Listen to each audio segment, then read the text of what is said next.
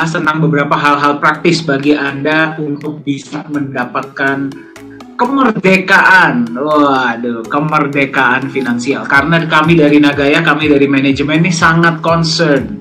Kami sangat concern untuk memberikan edukasi.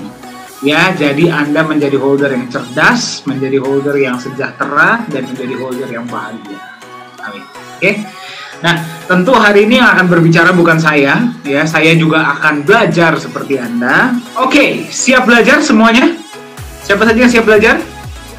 Siapa yang siap mendapatkan ilmu baru? Siapa yang siap mempersiapkan masa depan keuangan kita? Siapa saja? Oke, ya, lebih dari 50% saya yakin Anda pun yang kameranya tertutup sedang mengancungkan jempol ya, cuman mungkin saya nggak bisa kelihatan. Ya, nggak apa-apa, kalau nggak bisa, Anda nggak bisa kasih lihat, minimal kasih emoticon jempol juga boleh, nggak apa-apa ya, saya terima.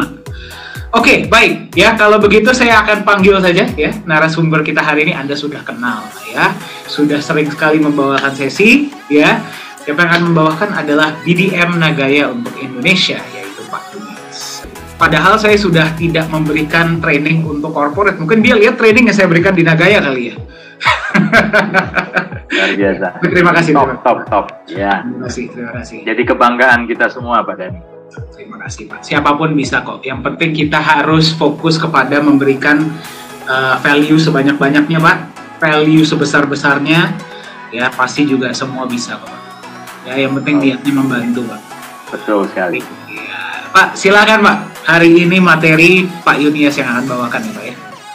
Apa saja nih, Pak, yang akan kita bahas hari ini, Pak? Ya, hari ini sebenarnya lanjutan dari materi yang disampaikan Pak Dhani ya. Jadi kalau Pak Dhani kan Jumat lalu itu lebih mengupas dari sisi mindset. Ya. Bagaimana orang-orang sukses itu memiliki mindset yang berbeda ya dari orang-orang yang tentunya sampai hari ini masih berjuang untuk sukses ya. Dan penting untuk kita memiliki mindset yang benar ya, karena tanpa mindset yang benar tentunya juga itu akan berdampak pada perilaku kita ya, pada tindakan-tindakan kita, keputusan-keputusan kita, termasuk dalam hal ini adalah ketika kita membuat keputusan-keputusan tentang keuangan ya, yang terkait keuangan masa depan kita ya. Nah, kalau malam hari ini mungkin lebih praktikal, Pak Dhani ya, karena requestnya adalah materi yang pernah disampaikan di Rakernas kepala-kepala sekolah ya, yang sekolah SMP. Yang Pak Yunias itu membawakan materi yang sampai orang-orang tadinya mau pada keluar nggak jadi keluar dan mendengarkan sampai selesai itu ya, Pak ya? Bisa aja ya, Pak Dhani ya. Dan bagi Anda yang sedang mendengarkan, Pak Yunias instan jadi selebriti di sana ya, jadi artis. Enggak lah, semua jadi artis ya, apalagi Pak Dhani kan masih muda ya, luar biasa. Oke, jadi ini materi yang saya sampaikan memang untuk teman-teman kepala-kepala sekolah, dan hari ini saya akan coba sampaikan ulang dengan beberapa modifikasi, saya sesuaikan dengan kebutuhan kita ya. Sebenarnya materinya juga bukan sesuatu yang gimana-gimana ya. Sebenarnya malam hari ini saya lebih tepatnya jadi teman belajar aja buat teman-teman semua ya. Mungkin juga lebih tepatnya mengingatkan bahwa penting sekali untuk kita itu menyiapkan yang namanya kemandirian secara finansial ya. Temanya memang kemerdekaan finansial, tapi saya lebih suka menggunakan istilah kemandirian ya, kemandirian finansial. Ya, jadi ini tema juga sesuai dengan apa yang saya sampaikan, saya paparkan di pertemuan kepala sekolah SMP di Bali waktu itu. Oke, saya share screen terlebih dahulu.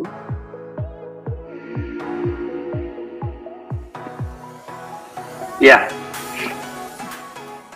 Oke, baik teman-teman, hari ini saya akan coba paparkan satu materi tentang kemandirian finansial.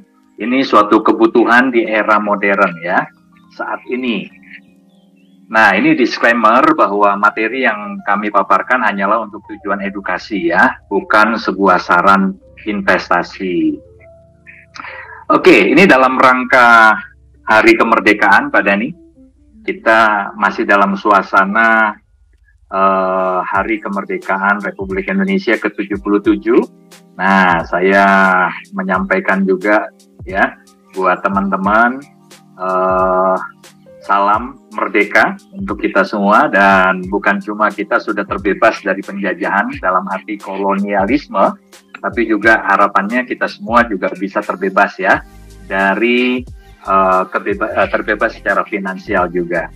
Nah, kalau kita melihat Bapak Ibu, jumlah penduduk di Indonesia saat ini, ya ini perkiraan kuartal 2 tahun ini, itu sudah ada di 275 juta, kurang lebih, penduduk Indonesia. Nah, sementara sensus penduduk tahun 2020, ya 2020, penduduk Indonesia itu tercatat sudah berada di angka 270. Jadi dalam kurun waktu lebih kurang 2 tahun, sudah ada peningkatan 5 juta jiwa, ya.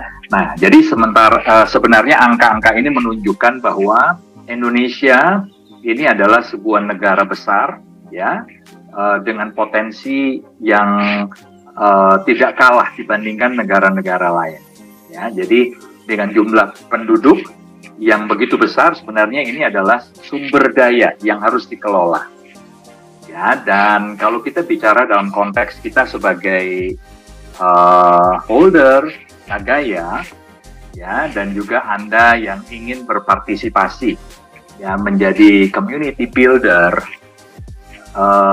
maka Indonesia ini adalah sebuah kalau kita bilang market, ini market potensial sekali, ya. Nah, tentunya kami tidak mengajak Anda untuk jualan, tapi kami mengajak Anda semua untuk berbagi. Ya, berbagi saja informasi tentang Nagaya. Ya, sekaligus kita mengedukasi mereka, penduduk Indonesia, ya, sebanyak mungkin kita edukasi agar mereka juga menjadi cerdas dalam hal memilih, ya, khususnya di bidang crypto aset. Ketika mereka tertarik untuk mulai berinvestasi di crypto aset, maka mereka bisa memilih aset-aset kripto yang berfundamental baik. Ya, jadi sasaran kita sebenarnya teman-teman, kami mengajak Anda semua bukan untuk jualan, tapi lebih kepada mengenalkan, ya, mengedukasi, ya. Dan percayalah, kalau Anda mengenalkan, itu seperti Anda sedang menabur sesuatu, yang pastinya kalau ada sesuatu yang ditabur, pasti juga ada yang dituai. Ya, seperti kita tahu, di Nagaya Anda diberi kesempatan juga untuk menjadi partner, ya. Anda berpartisipasi ketika berbagi informasi dan kemudian terjadi konversi, maka Anda juga mendapatkan yang namanya apresiasi, ya, dari perusahaan. Oke, jadi saya cuma ingin tunjukkan bahwa Indonesia adalah sebuah negara yang sangat potensial, ya. Jadi selamat Hari Kemerdekaan buat kita semua. Oke, sekarang saya akan masuk, ya, kepada tema kita, kemandirian finansial. Nah, definisi dari kemandirian finansial itu apa sih? Ya, secara sederhana saya bisa katakan bahwa kemandirian finansial itu adalah suatu kondisi di mana Anda semua itu terbebas dari hutang konsumtif. Ya, jadi ini kondisi pertama.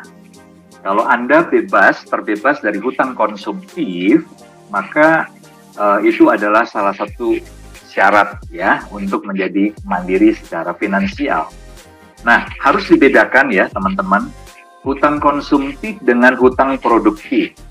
Ya, jadi kalau Anda seorang bisnismen, biasanya mungkin karena ada tujuan-tujuan tertentu, ya, katakan saja ingin mengembangkan bisnisnya, katakan Anda ingin menambah outlet atau franchise, ya, dan Anda membutuhkan suntikan modal, ya. Jadi Anda bisa tentunya mengkalkulasi, ya, ketika Anda memutuskan untuk ambil kredit pinjaman lunak, ya, tentunya semua sudah dikalkulasi. Artinya potensi keberhasilan dari bisnis Anda, ya, itu jauh lebih besar dibandingkan dengan kewajiban Anda untuk mengembalikan pokok dan bunganya ya dari hutang produktif tersebut.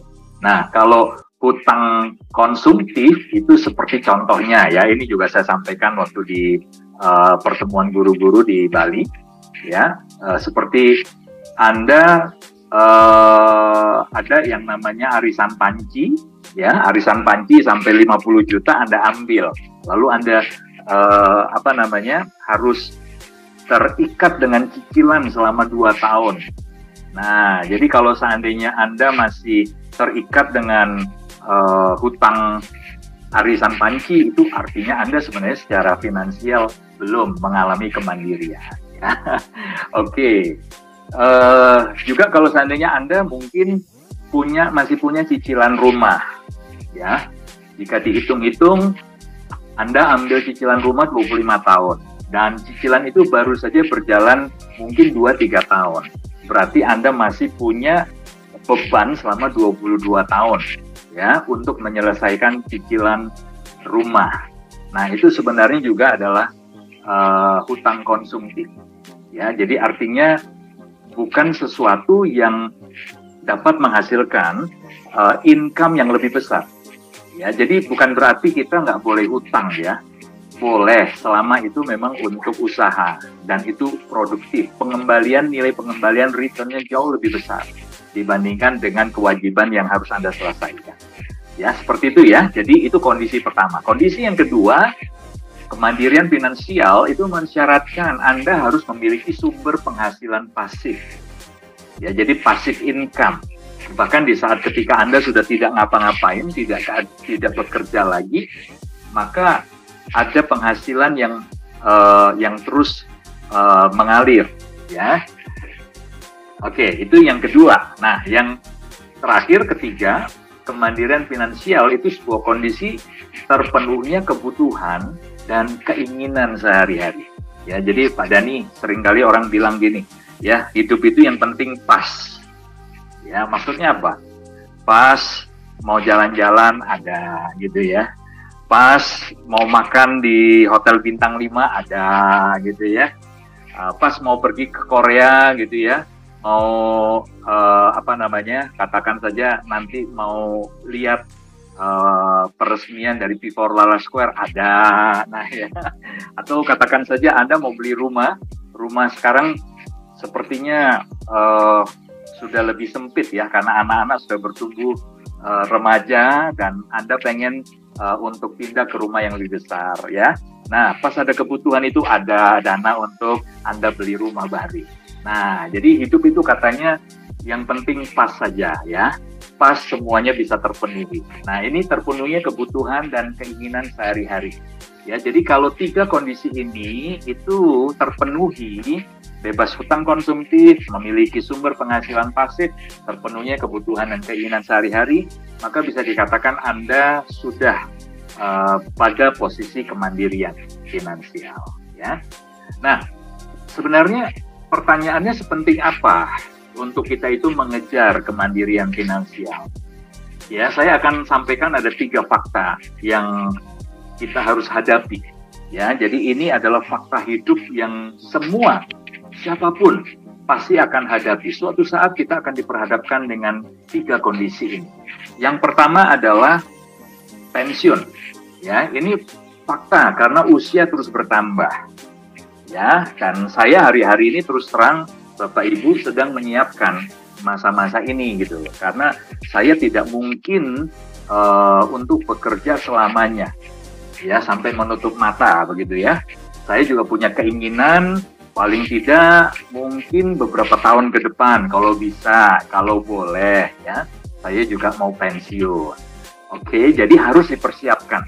Nah, ada beberapa kondisi di mana juga pensiun bukan karena faktor usia saja ya, tapi mungkin karena faktor kalau kita bekerja perusahaan ada perampingan ya. Kita tahu beberapa tahun terakhir ini karena kondisi COVID banyak juga perusahaan yang terpaksa harus mem-PHK sebagian ya karyawannya, atau bahkan ketika perusahaan sudah declare pilot, maka mau tidak mau Anda tidak ada pilihan ya. tidak ada pilihan lagi. Kalau perusahaan sudah pilot, ya mau tidak mau kita harus keluar. Ya, kita ter-PHK dengan sendirinya. Ya, dan juga kondisi kesehatan, walaupun mungkin belum masuk usia pensiun, tapi kalau kesehatannya juga sudah menurun sekali, ya tentunya juga kita tidak mungkin produktif lagi. Ya, jadi ini sebuah fakta ya, bahwa kita diperhadapkan dengan pensiun. Nah, ada data dari BPS ya, ini saya kutip, ternyata penduduk Indonesia itu 1 dari 10 penduduk Indonesia itu tidak menyiapkan masa-masa pensiunnya, alias tidak siap pensiun. Ya, jadi ini angka yang sebenarnya sangat-sangat besar ya. Ya, dari 10 orang hanya satu yang siap pensiun. 90% itu tidak siap untuk pensiun. Ya, tidak siap secara finansial ketika memasuki masa-masa pensiun. Nah, data OJK ya, itu 93% belum memiliki rencana bahkan. Ya, jadi dari 10 hanya satu yang siap, 9 tidak siap. Setelah itu 93% belum memiliki rencana selepas pensiun. Nah, sementara ketika kita pensiun, itu pengeluaran rutin rata-rata 94% dari sebelum kita masuk masa pensiun. Jadi bukan berarti setelah pensiun, pengeluaran kita jadi 0. Oh tidak, ya. Jadi ketika Anda pensiun, ternyata secara statistik 94% itu pengeluaran rutin ya dari sebelum Anda pensiun itu masih harus Anda penuhi. Ya, harus Anda tutup setiap bulannya.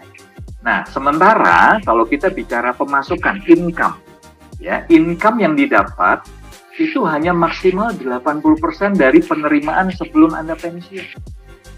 Jadi masih bagus ya kalau 80%. Jadi artinya hanya ada penurunan kualitas hidup sebesar 20%. Nah, bagaimana jika penerimaannya itu turun drastis? Kebalik ya, Pareto ya, hanya 20%. Ya, penerimaan setelah pensiun hanya 20% dari penerimaan sebelum pensiun. Wah, itu sudah pasti kalang kabut. Ya, nah sehingga tidak mengherankan ya, ada data lain yang mengatakan bahwa 7 dari 10 pensiunan itu terpaksa masih harus mencari pekerjaan baru. Bayangin, 70% setelah masa pensiun harus tetap bekerja dan mencari pekerjaan. Tentunya karena bukan lagi di usia produktif, karena faktor usia, maka pekerjaan apapun diambil. Nah, konsekuensinya tentunya kita sulit mengharapkan penghasilan kita bisa di atas penghasilan sebelum kita pensiun. Pasti di bawah itu. Ya, bisa jadi di bawah 50% loh Bapak Ibu.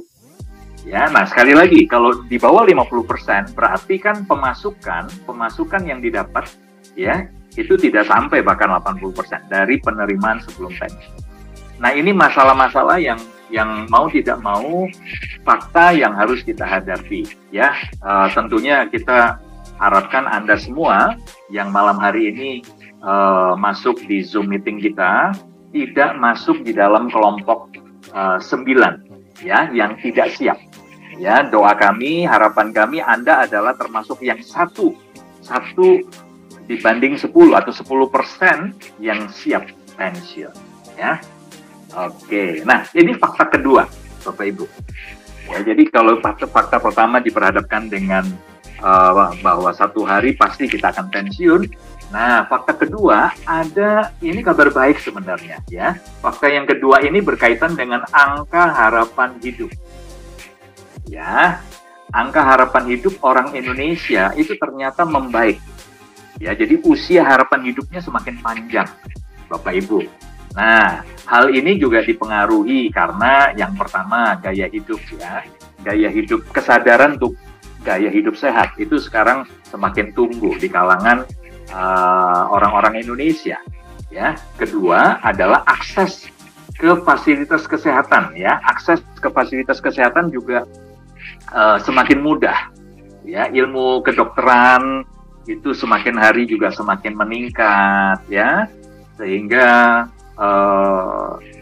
faktor kesembuhan ketika kita harus mengalami sakit itu juga semakin tinggi ya, apalagi pemerintah ya, kemarin waktu COVID pemerintah bahkan sampai melakukan vaksinasi sampai 3 tahap dan itu semua gratis, luar biasa ya.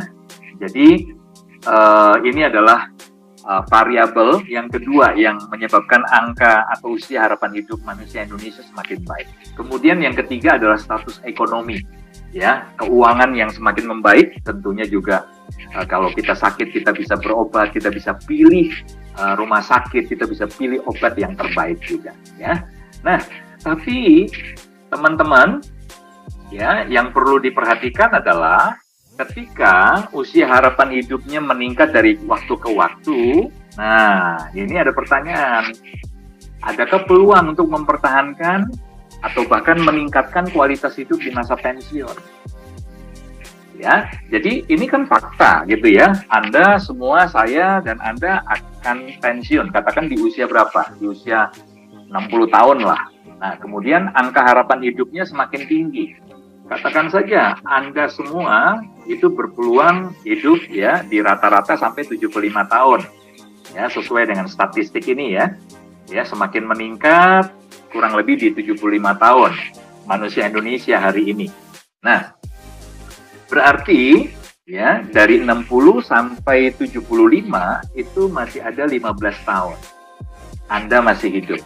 Ya, atau bahkan katakan saja ya, karena Anda saking ininya ya, menjaga gaya hidup, pola makannya juga, istirahatnya teratur, dari muda nutrisinya juga dijaga, olahraganya juga bagus, Anda punya harapan hidup sampai di usia 90. Wow, semua pasti mau ya. Nah, kalau 90 tahun, usia harapan hidup Anda pensiun di 60 tahun, berarti masih ada sekitar 30 tahun di mana Anda harus hidup tanpa bekerja. Ya. Oke. Nah, itu gimana? Usia harapan hidupnya semakin meningkat, tapi peluang untuk mempertahankan, ya kita nggak usah berpikir meningkatkan, mempertahankan saja kualitas hidup di masa pensiun, seperti ketika sebelum kita pensiun. Peluangnya bagaimana? Ya, itu sebuah tantangan Bapak Ibu. Nah, yang terakhir, yang ketiga, ya, yang ketiga itu adalah inflasi dan ketidakpastian global. Ya, jadi kita diperhadapkan dengan ini. COVID kemarin itu mengajarkan kita, mengingatkan kita bahwa ternyata, ya, dunia ini rentan sekali. Ya, siapa yang menduga bahwa dunia itu dilanda dengan pandemi COVID?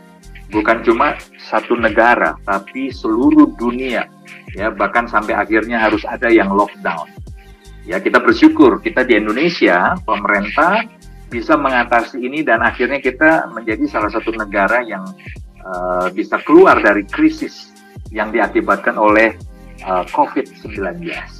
Ya, nah, tetapi gara-gara itu juga akhirnya kita menghadapi ketidakpastian global, Bapak Ibu, ya. Bahkan ancaman inflasi itu di depan mata. Ya, inflasi itu dapat diartikan sebagai kenaikan harga barang dan jasa secara umum ya, dan terus-menerus dalam jangka waktu tertentu. Ya, jadi kalau seandainya ada kenaikan seperti hari ini harga telur ya naik tiba-tiba gitu ya.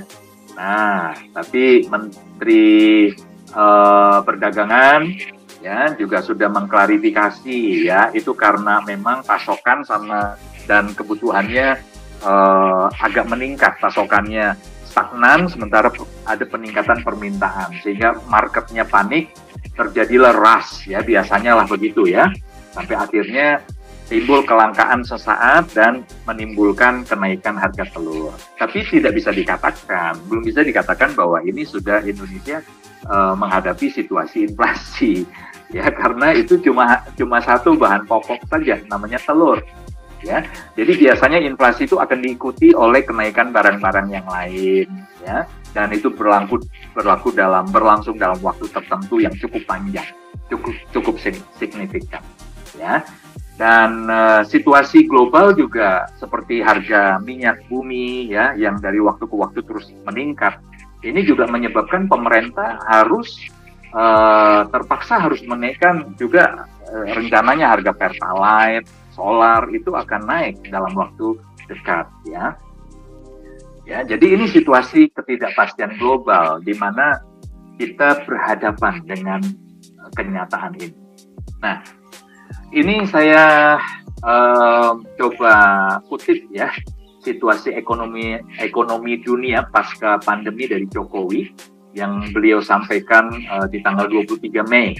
Ya, ini diangkat oleh CNBC Indonesia itu tanggal 24 Mei. Ya, tapi beliau sampaikan itu di tanggal 23 Mei 2022. Ya, nah situasi di kawasan Asia Pasifik ya ini pasca pandemi 70% total pengangguran dunia. Ya, jadi ada peningkatan ya pengangguran dunia itu meningkat sebesar 70%. Kemudian 80 juta penduduk itu masuk ke jurang kemiskinan yang ekstrim. Ya, ini situasi global ya, bukan situasi di Indonesia, tapi secara global. Pertumbuhan ekonomi itu turun 0,5% menjadi 4,9%. Ya, dan mungkin beberapa waktu ke depan juga kalau tidak membaik akan turun lagi di bawah 4,9%. Nah, inflasi sendiri itu diperkirakan 8,7% secara global. Ya, ini naik menjadi 2,8%. Apakah akan berdampak kepada perekonomian di Indonesia? Ya, kepada situasi inflasi di Indonesia bisa jadi. Ya, karena biasanya inflasi yang terjadi secara global itu pasti akan berdampak. Ya, paling tidak mungkin Indonesia juga kena sabetan dari inflasi global ya. Nah, kemudian pencapaian Sustainable Development Goals itu semakin tertunda ya. Paling cepat mundur di 2065. Yang tadinya kalau nggak salah ya targetnya di 2045 ya. Jadi Sustainable Development Goals yang rencananya di 2045 bergeser 20 tahun ke 2065 ya. Kemudian juga menurut Global Climate Risk Index itu 6 dari 10 negara paling terdampak perubahan iklim dalam jangka panjang. Jadi ada 6 dari 10 negara itu akan mengalami dampak perubahan iklim dalam jangka panjang ya. Oke, jadi ini situasi-situasi yang mau tidak mau akan mempengaruhi ya, khususnya kita bicara inflasi. Nah, jadi kita harus punya siasat sekarang. Apa yang harus kita siapkan? Karena ini 3 fakta yang mau tidak mau kita hadapi hari ini ya. Nah, kita akan belajar sedikit ya dari Lo Keng Hong. Usia beliau itu sudah 63 tahun ya, 63 tahun saat ini. Nah, beliau itu mengelompokkan 4 macam orang di dunia. Ya, yang pertama adalah orang yang banyak waktu tapi tidak punya uang. Ya, banyak waktu tapi nggak punya uang. Dia adalah pengangguran. Hidupnya jadi benalu untuk orang lain. Ya, kita harapkan ini bukan situasi yang saat ini kita hadapi. Kemudian kelompok yang kedua adalah orang yang banyak uang tapi nggak punya waktu. Dia adalah pengusaha dan para eksekutif. Ya, punya uang, banyak uang, usahanya sukses, kaya raya, sepertinya sejahtera gitu ya. Tetapi dia nggak punya waktu untuk dirinya sendiri, apalagi untuk orang lain. Ya, untuk keluarganya, dia nggak punya waktu. Ya, tentunya ini juga bukan sesuatu yang ideal, bukan yang kita harapkan, yang kita inginkan. Nah, kelompok yang ketiga adalah orang yang tidak punya uang dan tidak punya waktu. Jadi udah nggak punya uang, nggak punya waktu juga. Nah, dia adalah karyawan yang gajinya kecil, ya, gaji UMR. Jadi kita terima gaji bulan ini, ya, kadang jangankan akhir bulan, pertengahan bulan juga sudah habis gitu ya. Dan sisa waktu sebelum kita terima gaji berikutnya itu sudah kocar-kacir biasanya, udah morat-marit ya, udah bingung nggak karuan ya. Nah, biasanya kalau suami istri udah tanggal tua, wah itu sudah mulai itu, ya, sudah mulai ada keributan-keributan dan sebagainya. Ya, kenapa? Karena tidak ada uang. Ya, ini kelompok ketiga, orang yang tidak punya uang dan tidak punya waktu. Nah, sementara ada kelompok orang keempat, orang yang bukan hanya banyak uang, tapi juga punya banyak waktu. Ya, saya percaya setiap teman-teman menghendaki ada di posisi keempat ini. Ya, kelompok orang yang keempat ini, orang yang punya banyak uang, tapi juga punya banyak waktu. Nah, dialah sleeping investor, ya, atau long term investor. Ya, dia bahkan tidak punya kerjaan. Luar biasa ya, nggak punya kerjaan, tetapi dia punya banyak uang, dia juga punya banyak waktu. Nah, salah satu sleeping investor ini adalah Lo Keng Hong, ya, yang mengelompokkan orang jadi 4 macam, ya, 4 macam orang di dunia ini. Beliau ini adalah investor, long term investor atau sleeping investor. Jadi beliau sudah sejak beberapa tahun yang lalu mulai rajin berinvestasi. Nah, dari hasil investasinya beliau hidup. Ya, jadi hasil investasi itu yang menghidupi gaya hidupnya, kualitas hidupnya. Bahkan semakin ke sini, ya, karena investasinya terus berkembang, maka semakin ke sini kualitas hidupnya itu juga semakin meningkat. Ya, jadi dia bisa katakan bahwa dia bukan hanya punya banyak uang, tapi dia juga punya banyak waktu tanpa harus bekerja lagi. Ya, dia bisa punya waktu yang cukup dengan keluarganya, dengan sahabat-sahabatnya, ya, tanpa harus memikirkan besok mau makan apa. Nah, itu dia, ya. Teman-teman mau ya punya kondisi seperti ini? Oke. Nah, teman-teman, ini sudah beberapa kali ya, khususnya sesi hari Senin, saya sampaikan buat teman-teman semua. Ya, ada gerakan yang namanya FIRE movement. Ya, FIRE movement ini, FIRE singkatan dari Financial Independence, Retire Early. Ya, jadi kebebasan atau kemandirian finansial dan mimpi untuk bisa pensiun di usia dini. Ya, itu angan-angan harapan dari orang-orang yang ada di FIRE movement. Ya, jadi mereka mencoba untuk mewujudkan impian lewat mereka harus mengejar kemandirian. Nah, caranya bagaimana mengejar kemandirian finansial? Ya, mereka itu melakukan gerakan menabung, ya, juga investasi dan menentukan kualitas hidup. Jadi mereka menentukan sebuah standar. Saya mau punya kehidupan seperti ini nanti di kemudian hari. Ya, jadi mereka punya standar, mereka menentukan standar, apa yang mereka mimpikan, apa yang mereka inginkan, mereka kejar dengan secara ekstrim, mereka itu nabung, mereka investasi. Nah, caranya bagaimana? Ya, mereka menjaga pengeluaran itu tetap rendah, Bapak Ibu. Ya, yang kedua adalah meningkatkan pendapatan. Jadi mereka itu menjaga pengeluaran tetap rendah itu sampai bahkan 70% dari penghasilan itu mereka tabung. Ya, mereka tabung dan mereka investasikan.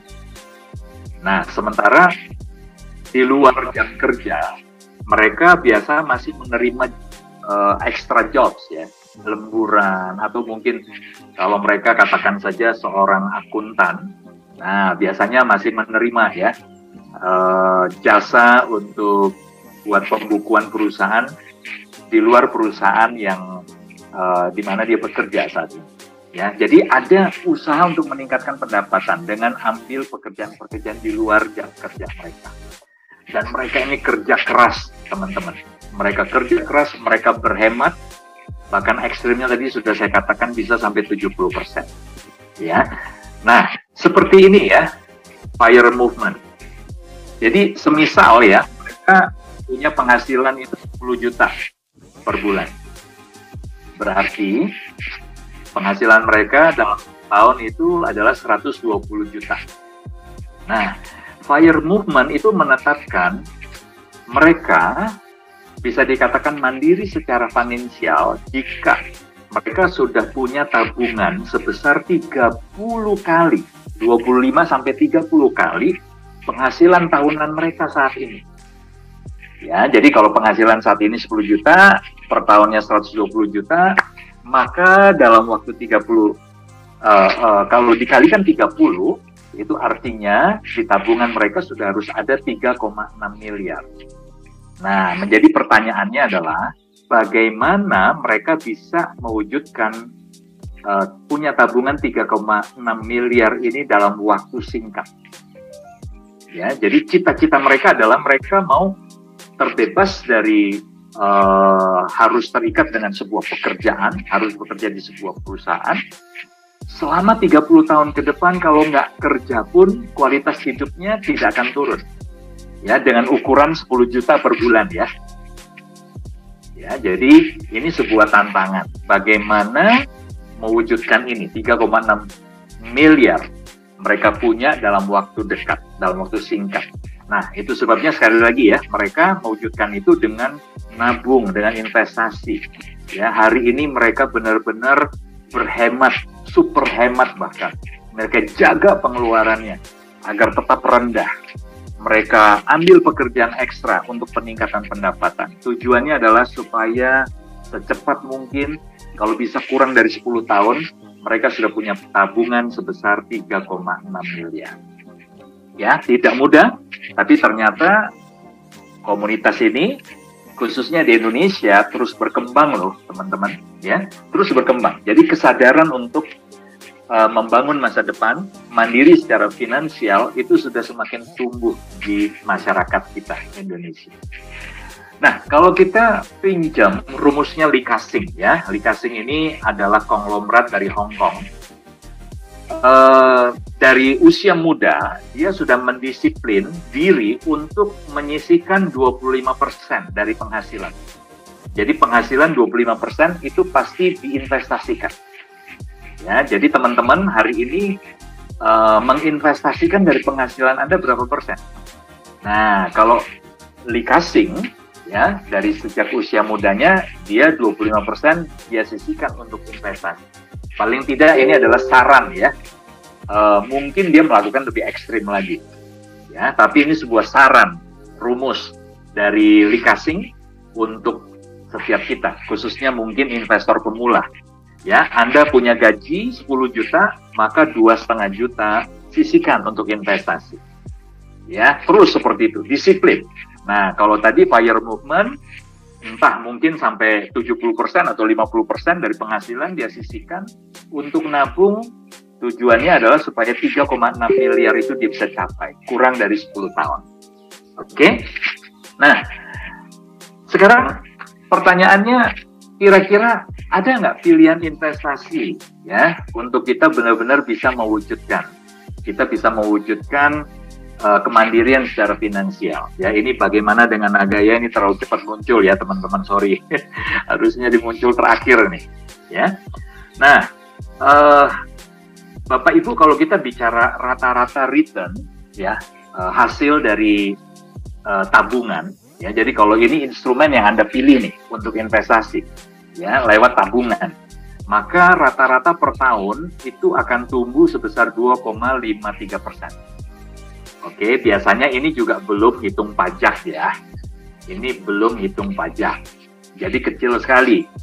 Setiap tahun hanya tumbuh 2,53%. Nah, sementara kalau Anda pilih deposito, itu lebih baik ya, 7,36%. Potong pajak ya masihlah bisa dapat 5,6%. Tergantung juga ya, kalau seandainya deposito Anda juga jumlahnya sampai puluhan miliar, biasanya bisa nego dengan pihak bank ya, minta supaya return of investment-nya atau bunga depositonya bisa dinaikkan ya. Kalau Anda cuma punya katakan saja deposito 10-20 juta, nggak bisa nego Bapak Ibu ya. Jadi kita akan terima saja yang ditawarkan oleh bank, bunga deposito sekian, mau ambil nggak mau ya sudah gitu ya.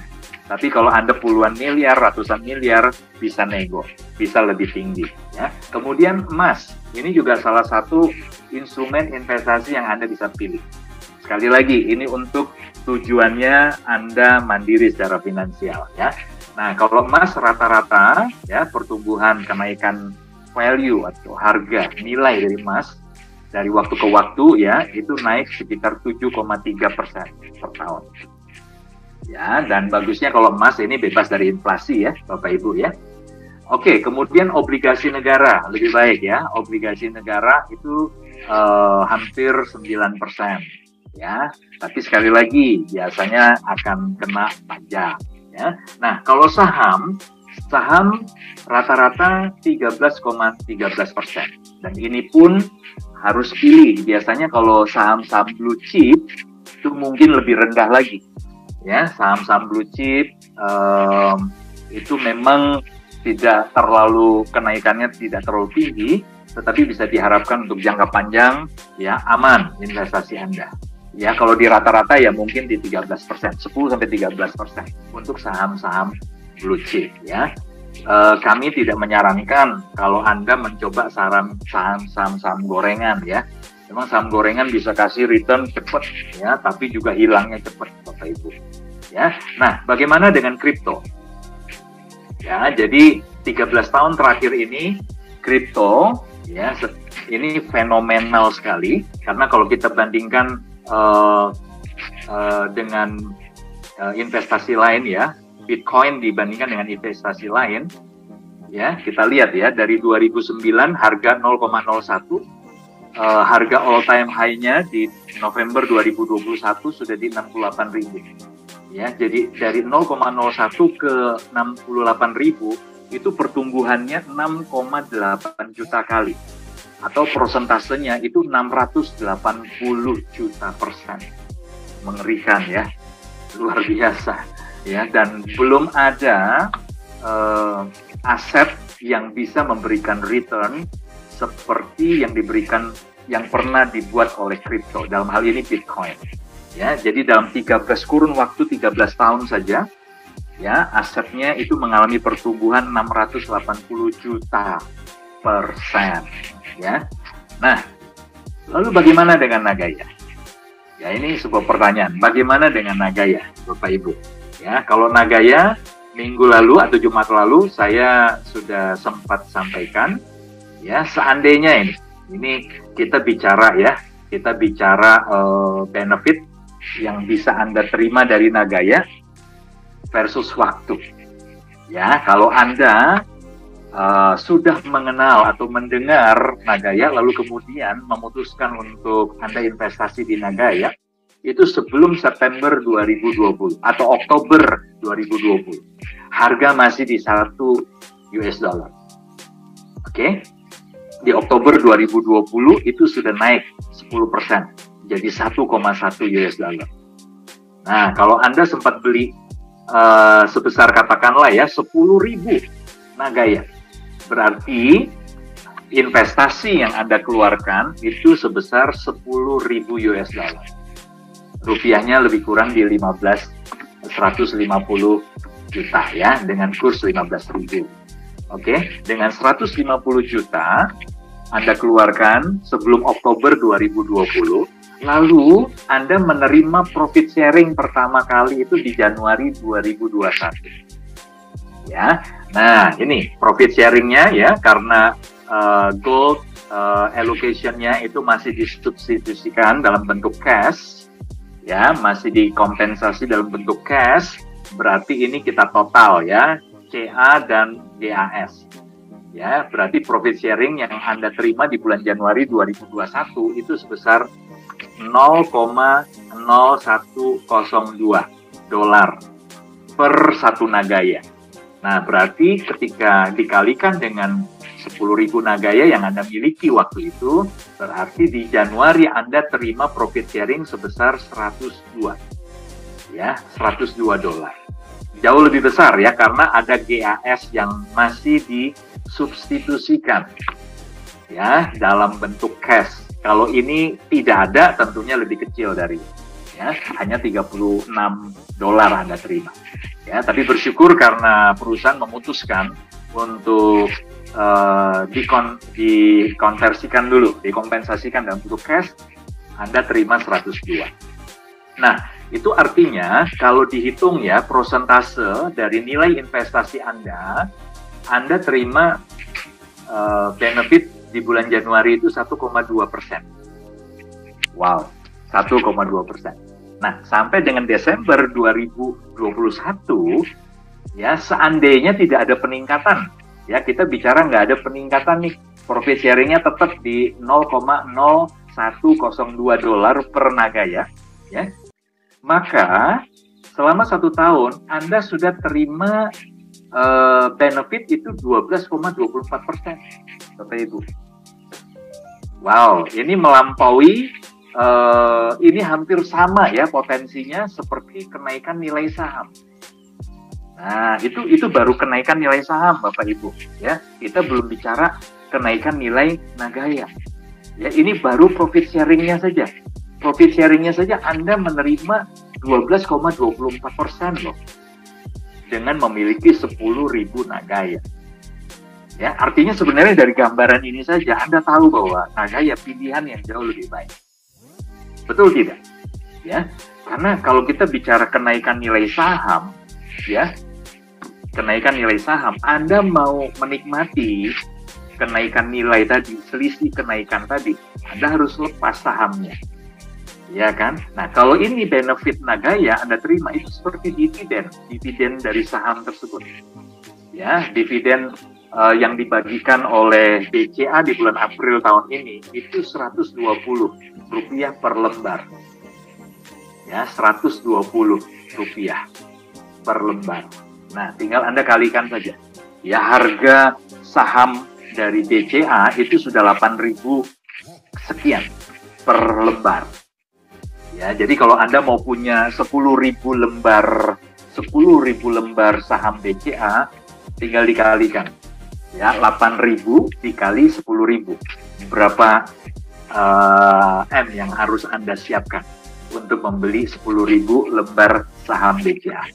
Ya, sementara tahun ini ya benefit dividen yang bisa dibagikan di bulan April kemarin, saya dapat info ya, data di 120 rupiah, bukan 120 dolar ya, 120 rupiah per satu lembar. Oke, nah sementara Anda itu sudah terima 102 per tahunnya 12,24%.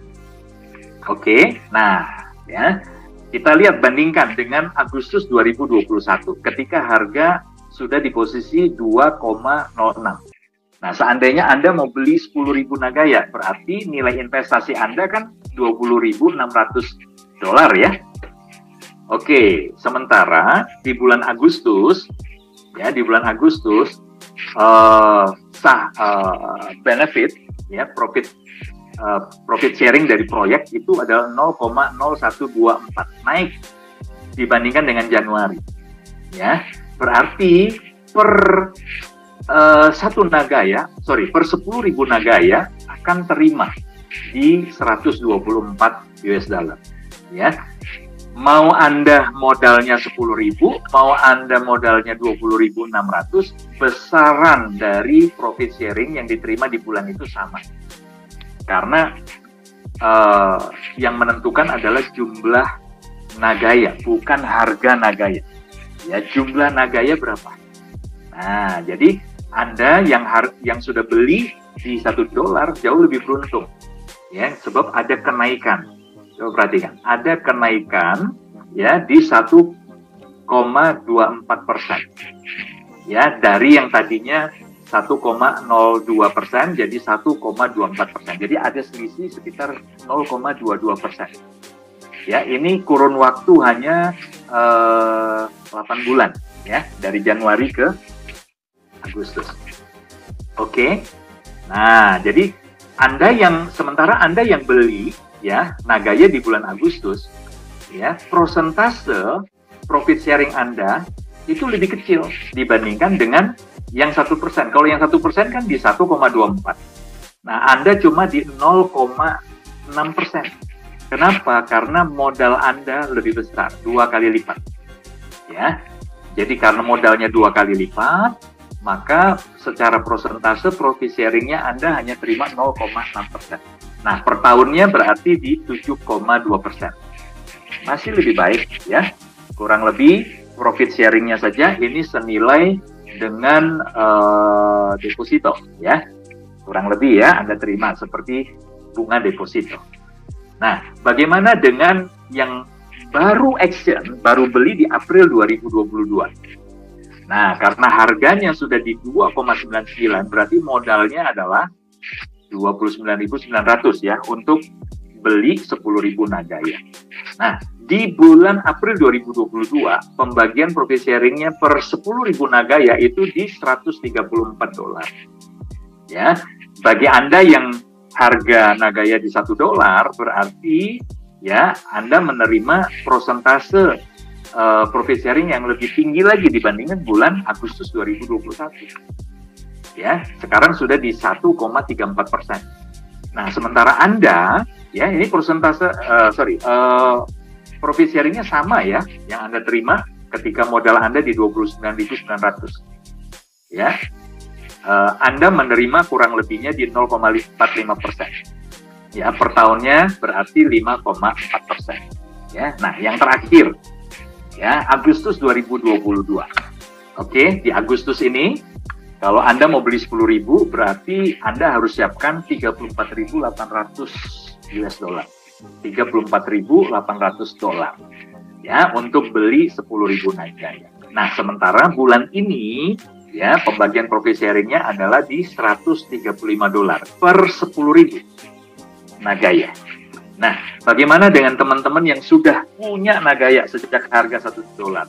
Ya, persentase profit sharingnya itu naik lagi di 1,35%. Sementara Anda yang baru action di bulan ini, Anda hanya berpotensi terima di 0,38. Kenapa berpotensi? Karena sebenarnya Anda belum terima di bulan ini.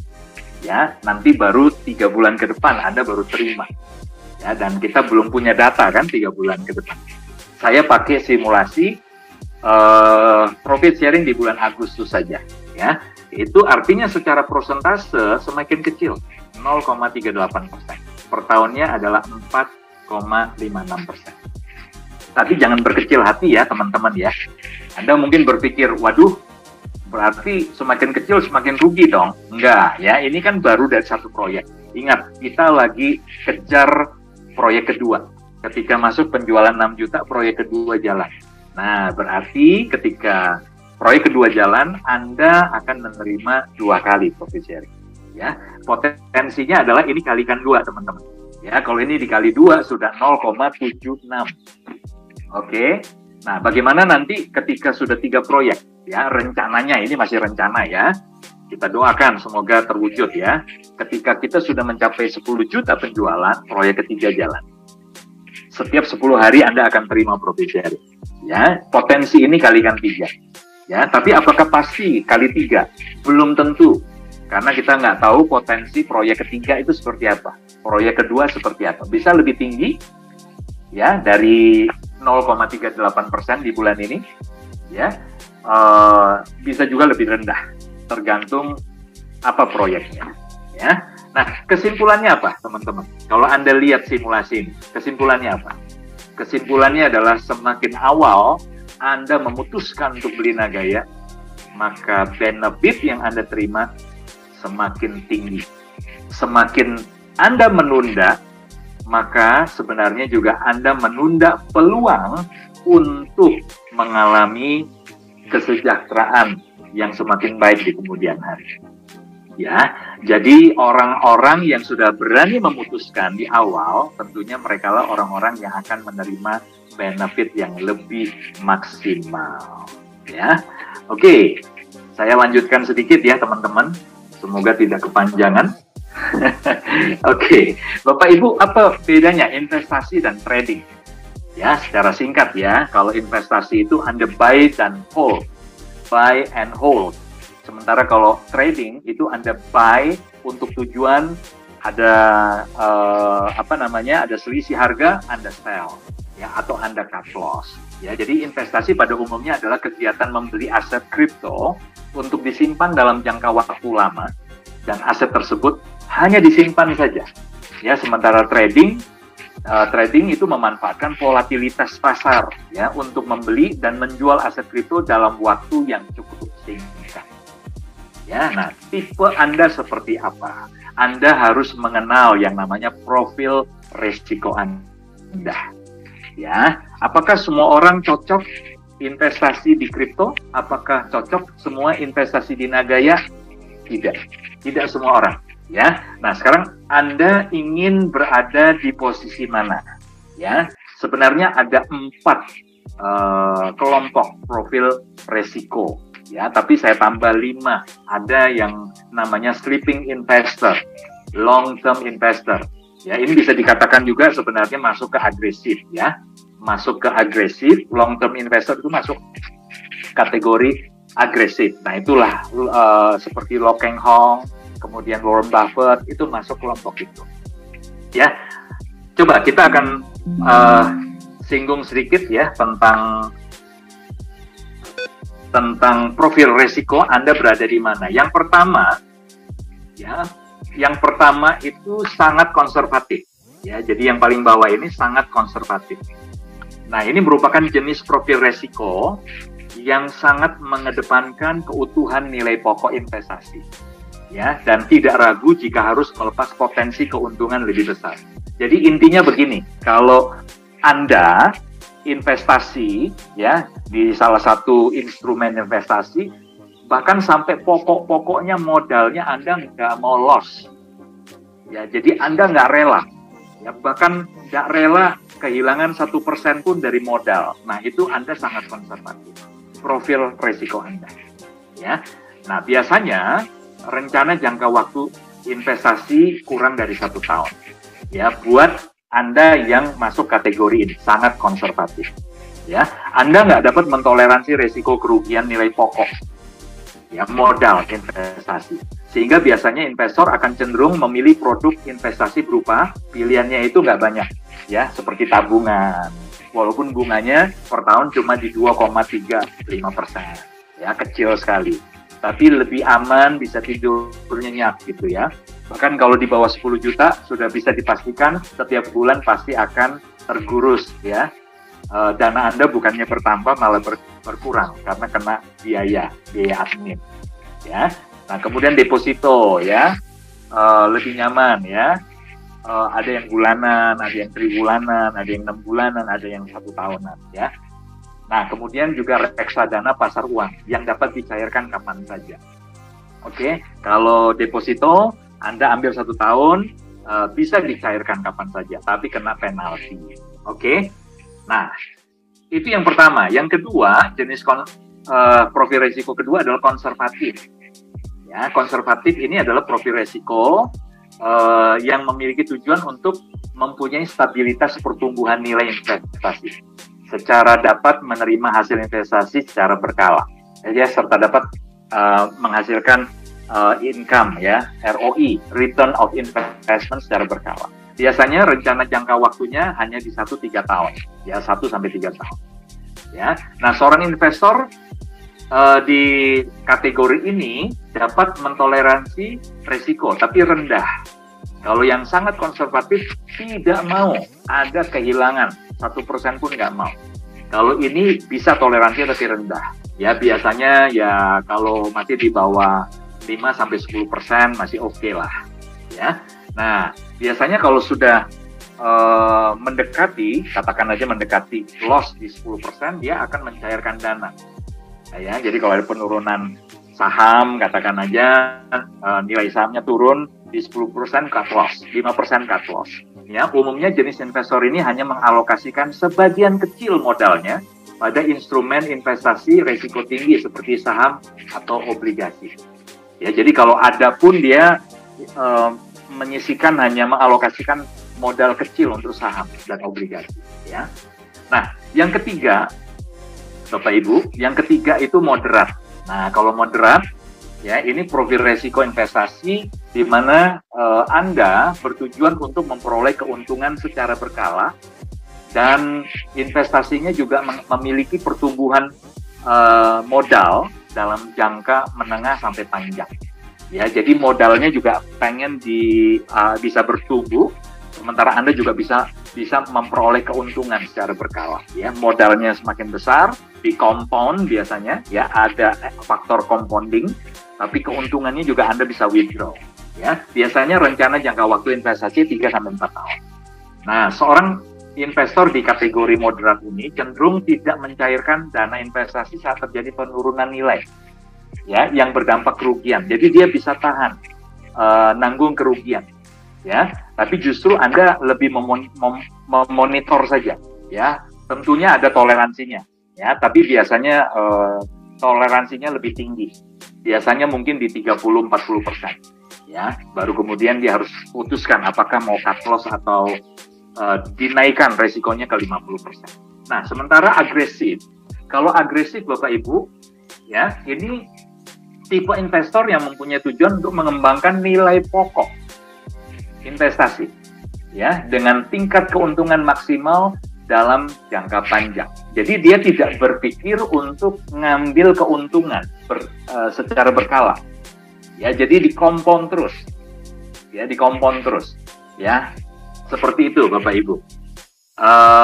Biasanya rencana jangka waktu investasinya lebih dari 4 tahun. Ya, seorang investor dengan profil agresif biasanya cenderung tidak akan mencairkan dana, ya, dana investasinya jika di kemudian hari sedang terjadi penurunan atas nilai investasi, bahkan berpotensi mengalami kerugian. Ya, jadi seperti Warren Buffett, ya Bapak Ibu, dia nggak lihat chart. Jadi setelah secara fundamental dia pelajari, ya, perusahaan di mana sahamnya nanti dia akan beli, ya, dia akuisisi, dia fundamentalnya bagus, harga sahamnya juga dia beli di harga rendah, ya. Setelah dia beli, udah dia nggak tengok. Biasanya setelah sekian lama, ya, mungkin setahun sekali baru dia buka itu, dia cek ada pertumbuhan tidak atau bahkan penurunan. Dan selama dia yakin bahwa fundamental perusahaan itu bagus, maka dia akan biarkan.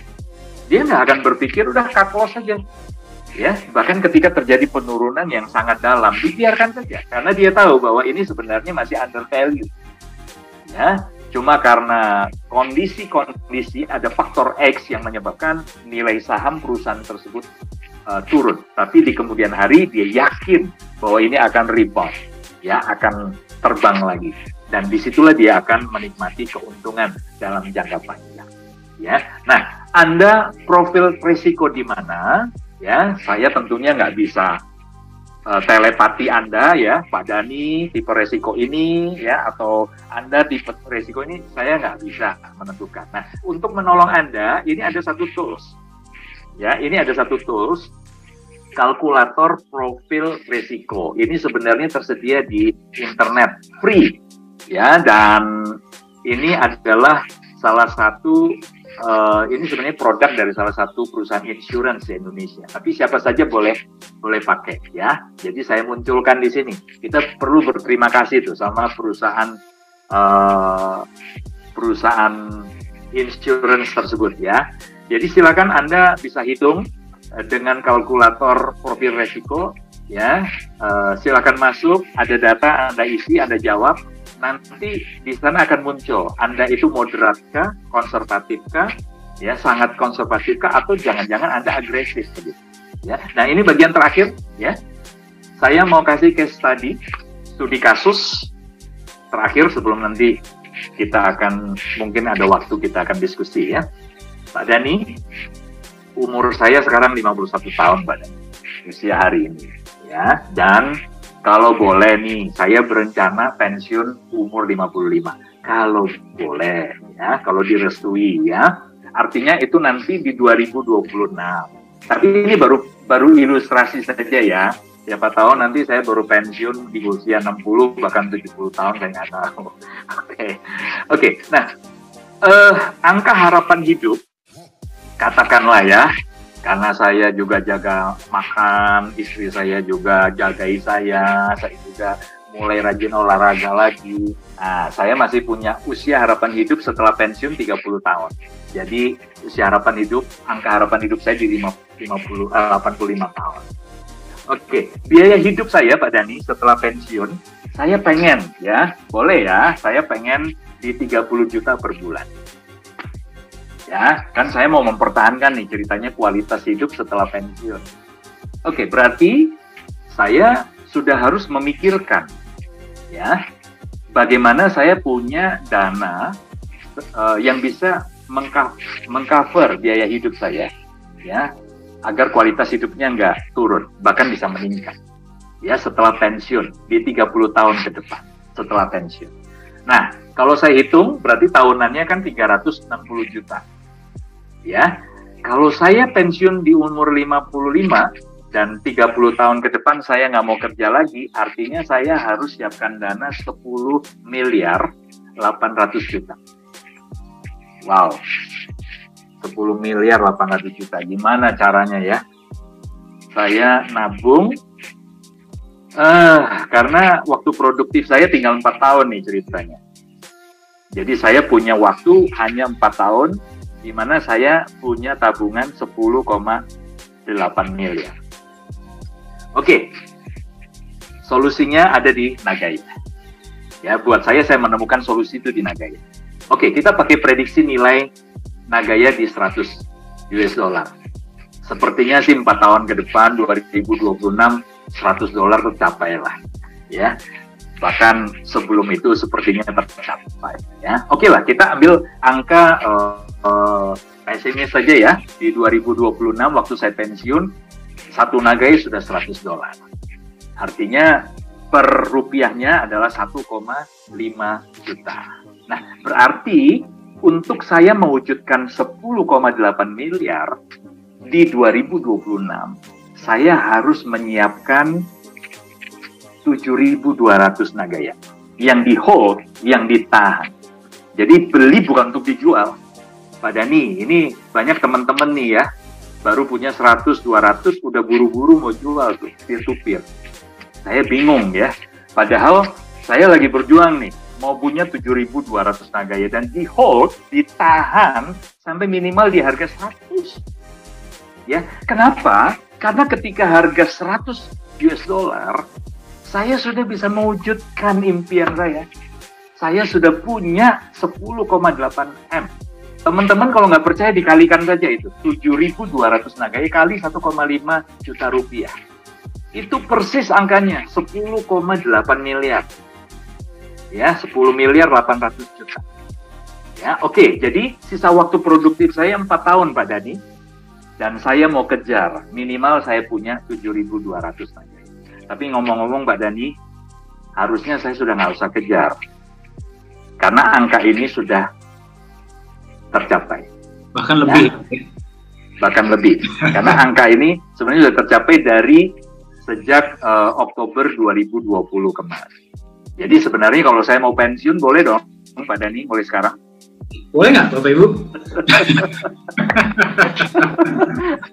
Tinggal nunggu prediksi nilai Nagaya mencapai potensi di 100. Kalau tahun depan, 2 tahun ke depan sudah 100, harusnya saya bisa pensiun ini. Oke ya, jadi teman-teman, ternyata Nagaya bisa jadi solusi ya. Ini kesimpulan akhirnya. Ya, jadi Anda kalau melihat sebuah peluang potensi di Nagaya, maka Anda sudah mulai bisa mengkalkulasi. Ya, hitungannya mungkin seperti ini, silakan. Ya, usia Anda hari ini berapa? Anda berencana pensiun di usia berapa? Kemudian angka harapan hidup Anda dan istri, kalau saya punya istri ada anak ya, tapi anak sudah dewasa. Ya, jadi dengan angka ini menurut saya cukuplah saya sama istri sampai usia 85 tahun. Nah, bagaimana dengan Anda? Ini perencanaan saya. Ya, jadi kalau boleh ya gimana ya, sebaiknya ya saya sih cuma bilang ini sebaiknya ketika Anda sudah punya 100-200 Nagaya, hari ini jangan berpikir jual ya, pikirlah nambah sampai minimal sama tuh seperti yang saya punya 7.200 Nagaya. Pak Dhani, saya kembalikan kepada Anda. Luar biasa banget Pak, ilmunya terima kasih banyak ya. Hari ini ilmunya benar-benar sangat sangat Wow, sangat ini banget ya Pak ya, sangat praktikal, sangat applicable, sangat dalam, daging semua. Kita ngomong angka, ya, kita ngomong praktis, bagaimana caranya kita bisa mengaplikasikannya dalam hidup kita ya, bagaimana caranya kita bisa merencanakan ya finansial kita di masa depan, mempersiapkan diri kita untuk pensiun. Ya, pensiun itu beda-beda untuk setiap orang. Pensiun itu nggak harus nunggu umur ya, bahkan seperti yang tadi kita dengar di Fire Movement, banyak teman-teman kita yang masih muda pun sudah pensiun. Apa itu pensiun? Anda punya cukup uang ya, tanpa Anda harus bekerja. Anda sudah boleh pensiun. Ya, ngomong-ngomong tentang pensiun Pak, ya tadi saya lihat komentarnya Pak, banyak yang bilang jangan pensiun dulu Pak katanya Pak. Ilmu Yunias masih dibutuhkan katanya Pak. Ya, nggak akan pensiun dalam 1-2 bulan ya. Setuju ya Bapak Ibu ya? Jangan pensiun dulu ya, minimal sampai Nagai masuk market ya. Oke, baik. Terima kasih Pak Yunias ya. Inilah alasannya Bapak Ibu bagi Anda yang sedang menyaksikan ya, kenapa teman-teman kita di Bali kemarin, para di Rakernas itu ya, sampai sangat terkagum-kagum dengan Pak Yunias karena materinya keren. Keren ya? Setuju ya? Siapa yang dapat manfaat hari ini? Boleh saya lihat tangannya? Siapa saja yang dapat manfaat? Mungkin lebih tepat karena applicable kali Pak, ya, bukan karena keren apa ya, tapi lebih karena bisa diaplikasikan. Ya, kerennya gara-gara applicable Pak. Ya kan keren itu kan bisa banyak macam. Oke, ya semoga ilmu tadi bermanfaat untuk Anda, tapi jangan cuma didengarkan, ya dicatat oke, bagus, tapi juga aplikasikan. Hitung ya, Anda silakan duduk dengan keluarga, Anda hitung sendiri ya, kita kapan sih ya kepengen pensiun, kepengen bisa financial freedom, kepengen bisa bebas ya, bebas tanpa harus bekerja, kita bisa keliling dunia misalkan ya, mau jalan-jalan, pas-pasan ya tadi ya Pak Yunias ya. Ya. Pas mau beli apa bisa, pas mau kemana bisa ya, kapan ya, Anda silakan hitung. Ya, Anda hitung, Anda rencanakan hidup Anda, karena kalau Anda nggak rencanakan hidup Anda, siapa lagi yang mau rencanakan? Ya, kalau Anda nggak peduli dengan diri Anda sendiri, siapa yang akan peduli dengan Anda? Ya, jadi strategi tadi ya Anda catat dan Anda aplikasikan, Anda hitung-hitungan sendiri. Oh, berarti saya perlu sekian dalam waktu sekian. Ya, kalau misalkan selain Nagaya Anda punya pilihan lain silahkan, tapi kalau dari sudut pandang saya dan Pak Yunias, ya Nagaya ini pilihan yang terbaik dan yang paling masuk akal. Ya, karena hitung-hitungannya masuk, konsepnya masuk ya, kita sudah sebentar lagi lah istilahnya. Ya, oke Pak, saya sedikit rangkum ya Pak ya, tadi yang saya dapatkan dari materi Bapak ini keren banget ya. Tadi kita berbicara tentang hutang produktif versus hutang konsumtif ya, kemudian hanya 1 dari 10 yang sudah merencanakan pensiun mereka, betul ya Pak ya? Betul. Ya, itu sangat tragis ya menurut saya ya. Bahkan Pak, orang tua saya pun ya, Papa sudah meninggal, sudah almarhum ya, ketika Papa waktu itu sudah diberhenti kerjakan ya, di PHK ketika itu, Papa itu tidak bekerja dan ya tidak punya rencana bagaimana caranya bisa menghasilkan income. Itulah kenapa ya bagi Anda juga yang sedang mendengarkan ya, saya tadinya harusnya tuh menjadi dokter Pak. Ya, saya harusnya ambil kuliah kedokteran, tapi orang tua saya tidak bisa, saya kuliah kedokteran kan mahal ya Pak ya. Jadi tidak bisa mengirim saya ke kuliah kedokteran, makanya saya nggak bisa jadi dokter. Dan saya harus bekerja di umur saya yang 18 tahun untuk membantu keluarga, karena Papa di PHK. Ya, dan Mama akhirnya juga harus ikut bekerja untuk membantu keuangan keluarga. Jadi saya sudah melihat sendiri dalam hidup saya, ya, seberapa pentingnya sih Anda mempersiapkan waktu untuk apa yang akan terjadi ketika Anda sudah tidak bekerja, Anda tidak pensiun. Karena kita nggak bisa kerja selamanya. Walaupun bos Anda sayang dengan Anda, walaupun bos Anda sangat membutuhkan Anda, tapi ya akan ada saatnya Anda pun sudah nggak akan bisa bekerja lagi. Apa yang akan terjadi ketika itu sudah terjadi? Anda punya tidak aset yang bisa menopang hidup Anda? Ya, itulah pertanyaan yang harus Anda tanyakan kepada diri Anda sendiri. Kalau waktu Anda untuk mengarah ke pensiun tinggal sebentar lagi, ya berarti Anda harus cari solusi yang paling make sense sekarang. Ya, bagus kalau Anda masih Saya nggak menggunakan kata tua ya, saya menggunakan kata senior, jauh lebih senior. Kalau masih junior, oke, waktu Anda masih panjang, cuman jangan juga kita main-main. Ya, nggak, saya merasa kemarin baru 18 tahun, tiba-tiba udah 27 aja gitu ya. Nah, jadi untuk yang masih muda, persiapkan. Bagi Anda yang juga sudah lebih senior, masih ada waktu. Anda tidak terlambat. Ya, Anda berada di Zoom meeting-nya Nagaya. Silakan pelajari konsep Nagaya. Di YouTube banyak videonya ya. Atau tanya yang mengundang Anda. Kemudian setelah kita pensiun, pengeluaran tetap ada, bahkan tadi 93% ya Pak ya? Betul ya? 93% pengeluaran itu tetap ada, bahkan kalau kita menghitung inflasi berarti pengeluaran kita tambah besar di masa depan ya. Kemudian angka AHH ya, angka harapan hidup. Angka harapan hidup justru meningkat. Ini juga disampaikan oleh, kalau Anda perhatikan, disampaikan oleh Profesor Jung. Dengan ya sekarang kita sudah mulai health conscious ya, banyak yang mulai makanan sehat ya, tanpa MSG lah, gluten free lah ya. Kemudian kita juga sedang mengarah ke polusi juga akan berkurang gara-gara akan lebih banyak mobil listrik ya. Terus kemudian ilmu kedokteran juga tambah canggih, berarti harapan hidup kita meningkat ya. Terus kemudian kita berbicara tentang inflasi dan kita berbicara tentang FIRE movement. Bagaimana bisa Anda persiapkan pensiun Anda dari sekarang. Anda hitung berapa yang Anda butuhkan. Terus tadi juga profil resiko, ya, profil resiko Anda seperti apa, dan terakhir kita melihat simulasi dari Pak Yunias. Saya ada ketinggalan apa-apa nggak Pak? Nggak, lengkap. Oke, baik. Nah, kalau Anda punya pertanyaan, silahkan, mungkin kita akan bahas 1 atau 2 pertanyaan, ya. Kalau ada yang ingin Anda tanyakan, jangan khawatir, materi ini direkam. Tapi saya tadi menerima 1 pertanyaan yang cukup menarik, ya.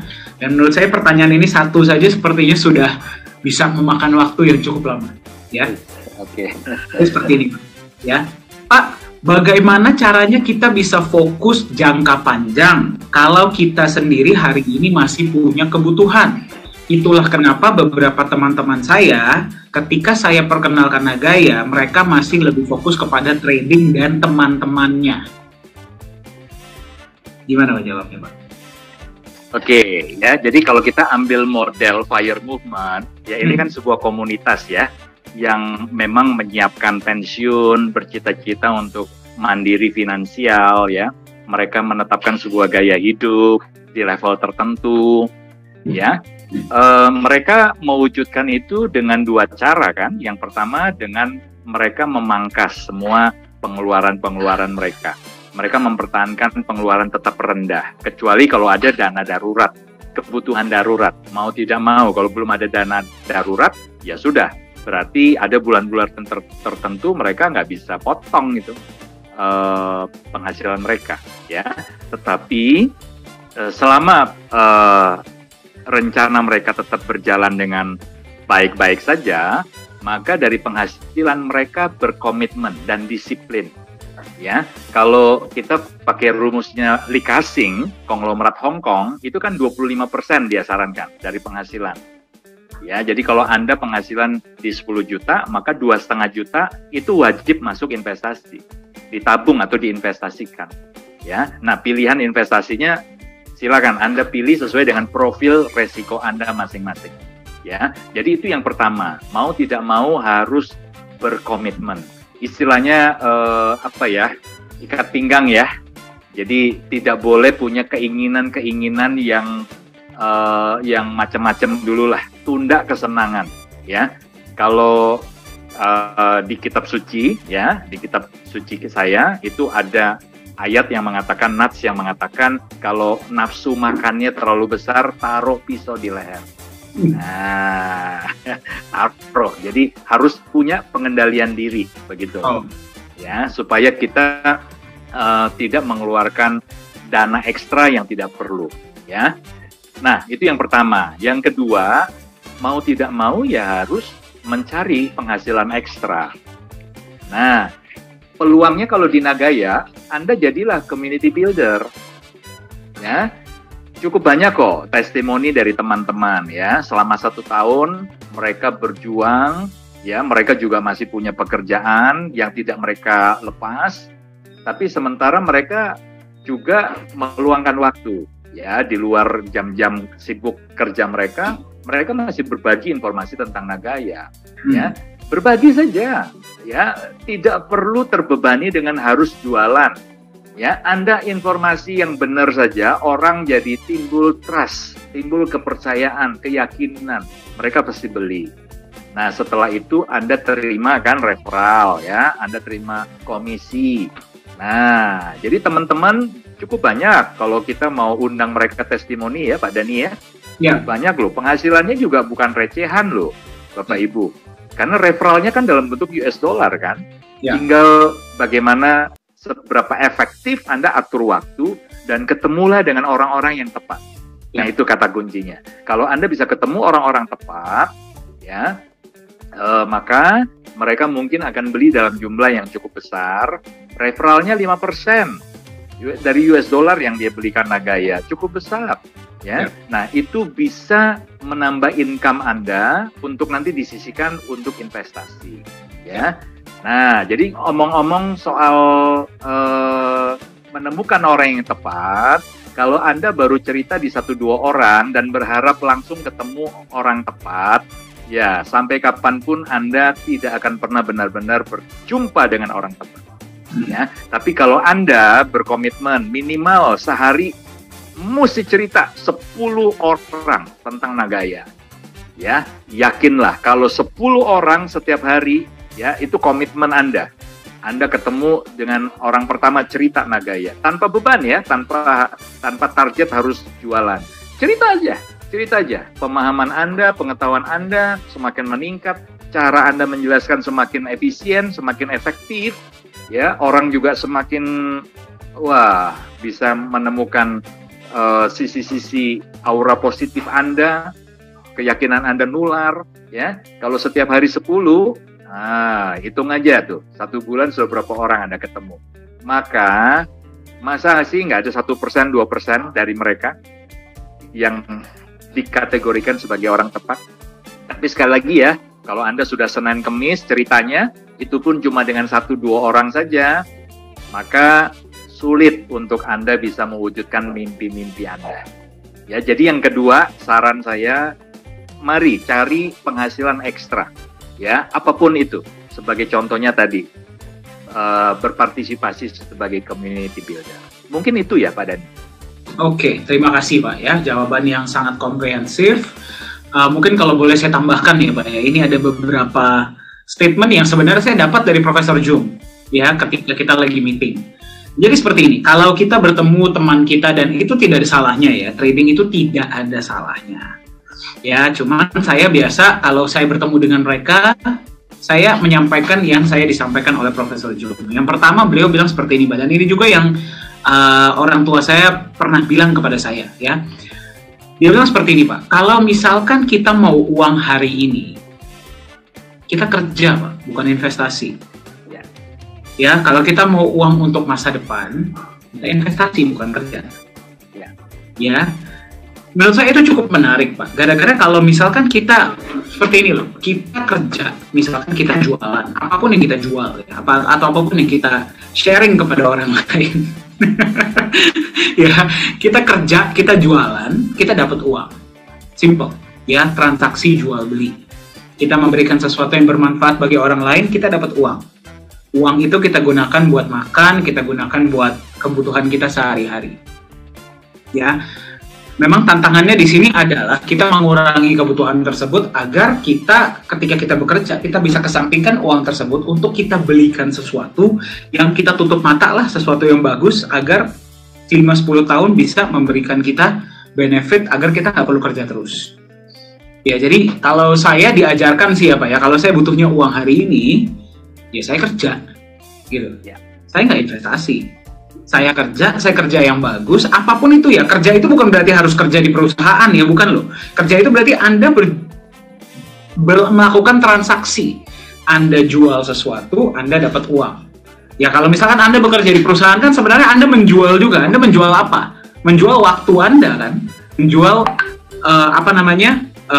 kapabilitas Anda, menjual ilmu Anda. menjual tenaga Anda untuk diberikan gaji atau uang.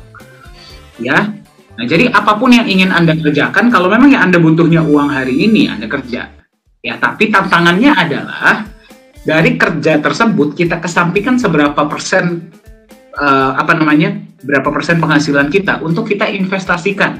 Kita belikan aset masa depan yang bisa nantinya menggantikan income kita agar kita bisa financial freedom. Tentu ya, silakan dipilih aset yang baik dan benar. Ya, jadi itu yang pertama, Pak. Yang kedua adalah saya bisa tanya sama teman-teman saya, oke, you trading hari ini. Ya, mau sampai kapan? Ya, mau sampai kapan? Ya, kalau memang you mau melakukan itu selamanya, ya God bless you, ya silahkan.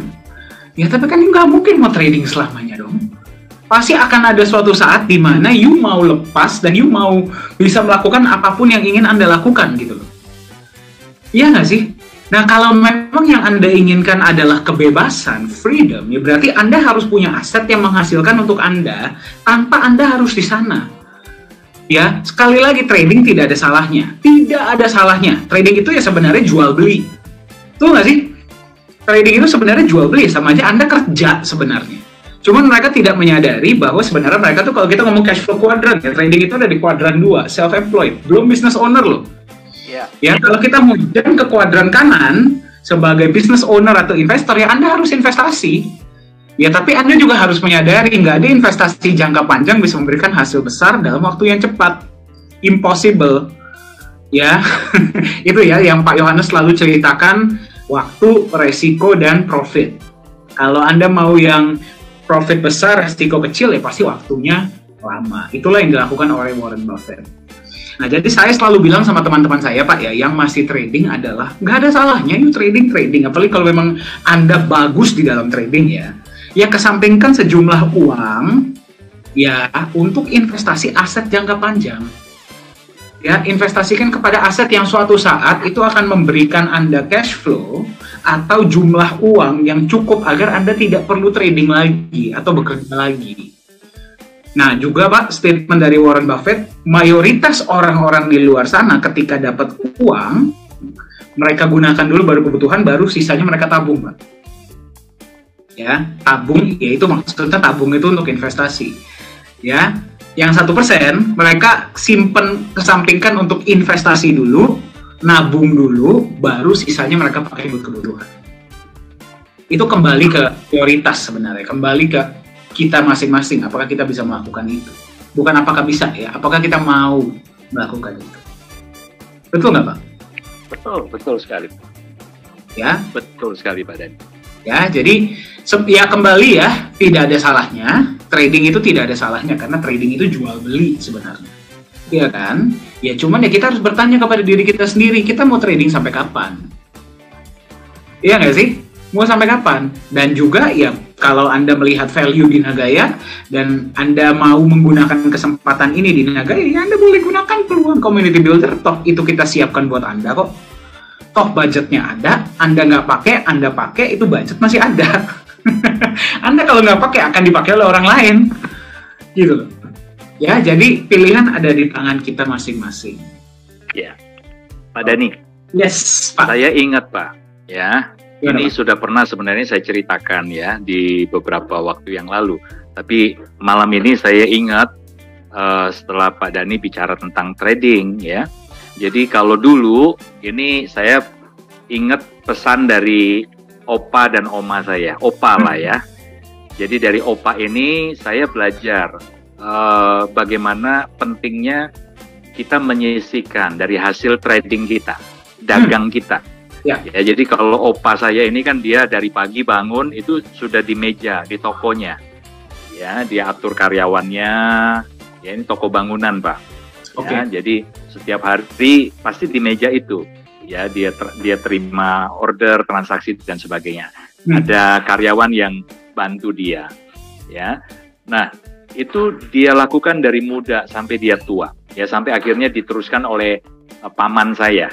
Yang anaknya atau paman saya, dan paman saya sekarang melakukan pola yang sama, ya. Nah, yang menarik adalah beliau selalu kasih nasihat, ya kalau ada uang belilah emas, ya, beli emas. Jadi suruh nabung emas. Ya, cuma saya ini cucunya yang bandel. Ya, saya ada uang, saya lebih beli Pizza Hut daripada beli emas, gitu loh.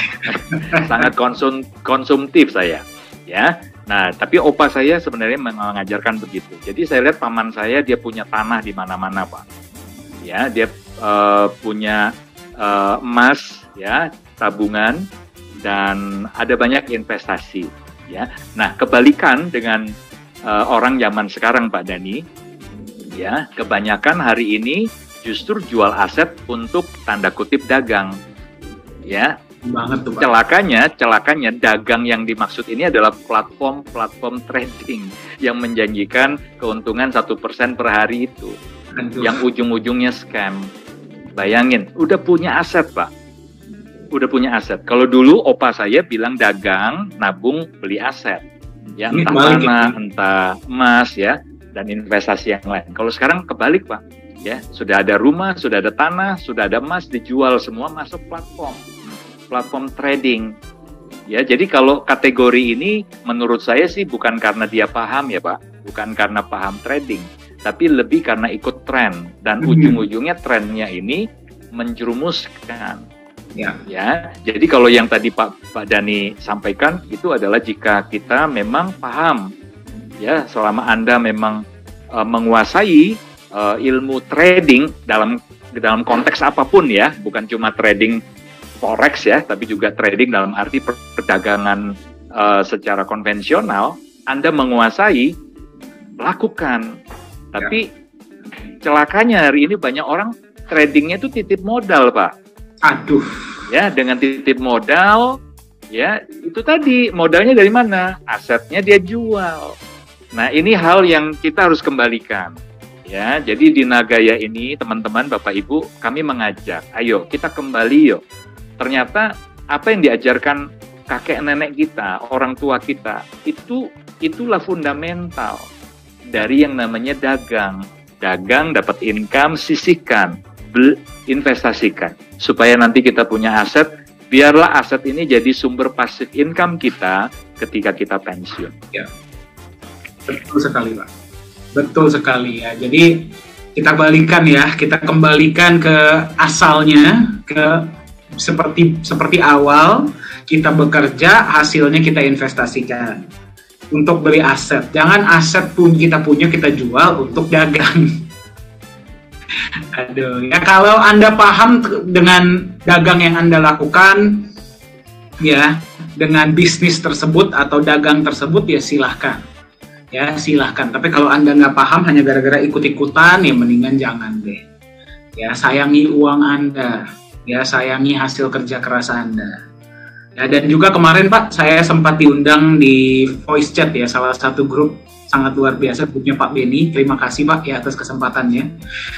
Malam ini grupnya juga nobar, Pak. Oh iya, selamat malam ya, teman-teman yang ada di grup Pak Benny lu, ya. Oke. Saya kemarin sempat sharing seperti ini, Pak, ya. Banyak orang yang bilang kita tuh harus always follow the trend. Ya. Jadi seolah-olah kalimat tersebut, ya, itu dijadikan alasan untuk FOMO, Pak. Ya, jadi seolah-olah semua orang melakukan, kita jadi ikut-ikutan gara-gara kita tidak mau ketinggalan. Kita sebagai manusia tuh, ya Pak, ya, kita punya sebuah tendensi untuk kita tuh nggak mau ketinggalan, Pak. Ya, betul. Betul, ya, kita tuh nggak mau, wah, orang lain sudah melakukan, kita kok kayak merasa beda sendiri gitu. Karena kita kan makhluk sosial, Pak. Ya, jadi apa yang dipandang oleh orang lain mengenai kita itu menurut kita tuh jauh lebih penting daripada opini kita terhadap diri kita sendiri. Dan itu celaka, Pak. Ya, jadi kita tuh banyak melakukan hal, dan soalnya kenapa saya bisa bilang begini, soalnya saya pun pernah melakukan kesalahan yang sama berkali-kali. Sebelum saya akhirnya belajar, saya pun nggak sempurna, ya Bapak Ibu, ya. Ya, kenapa saya bisa bilang begini, gara-gara saya pernah punya pengalaman yang sama. Ya, jadi kita tuh ikut-ikutan. Gara-gara kita pikir, wah, ini bisnis masa depan, ini begini, ini begitu, ini begini, ini begitu. Tapi yang saya pelajari, ya Pak, ya, setelah saya benar-benar belajar, saya benar-benar duduk dan saya perhatikan. Kalau kita dissect, ya, kalau kita benar-benar pelajari bisnis-bisnis yang berhasil, individu-individu yang berhasil, industri apapun mereka berada, itu ada pola, Pak. Oh ya. Betul ya? Agree, Pak. Betul. Dan pola itu sebenarnya, biarpun individunya, biarpun bisnisnya, ya bisnis yang baik itu akan dijalankan oleh individu yang baik. Kan istilahnya begitu. Nah, individu-individu ini punya pola. Pola itu, Pak, kalau kita tarik benang merahnya sampai ratusan tahun yang lalu, bahkan ribuan tahun yang lalu, itu sama, Pak. Iya. Iya kan? Yes. Nah, pokoknya sama aja ya. Kita ngomong kejujuran, kita ngomong berpikir jangka panjang, kita ngomong integritas, kita ngomong memberikan manfaat, win-win solution. Sebenarnya itu aja, Pak. Mau industrinya apapun, kalau dia nggak punya basic itu bisnis akan kolaps, Pak. Pasti. Iya. Betul ya, Pak ya? Betul sekali. Betul ya. Jadi kita nggak perlulah sampai ada tren apa kita ikutin. Sebenarnya ya kalau Anda mau melakukan itu silahkan.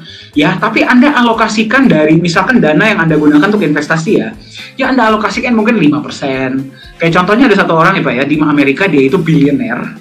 Ya, bilionernya Amerika namanya adalah Mark Cuban. Yeah. Mark Cuban itu net worth-nya kalau nggak salah $5 miliar atau $6 miliar gitu. Dia bermain di kripto. Ya, dia mengakui, tapi itu hanya 5% dari total portofolio investasi dia. Ya. Portofolio investasi dia yang paling besar tetap tradisional, saham, bisnis, properti. Ya. Iya kan? Nah, jadi Anda bukannya berarti tidak boleh mengikuti tren. Ya, tren itu akan ada, tren itu akan hilang, tren baru akan muncul kembali. Tapi kalau Anda mau mencari pola-pola kesuksesan, pola tersebut pasti ya itu aja. Gak akan berubah kok. Ya itulah kenapa Pak, kalau misalkan kita mau memprediksi masa depan, kita harus melihat ke belakang, Pak. Yeah. Kita melihat ke belakang, kita pelajari polanya, kita bisa gunakan itu sebagai tolak ukur Pak untuk ke depannya. Iya, betul. Bagaimana menurut Bapak? Oh iya, betul. Jadi itu sesuatu yang fundamental. Sesuatu yang fundamental biasanya dia kekal, ya.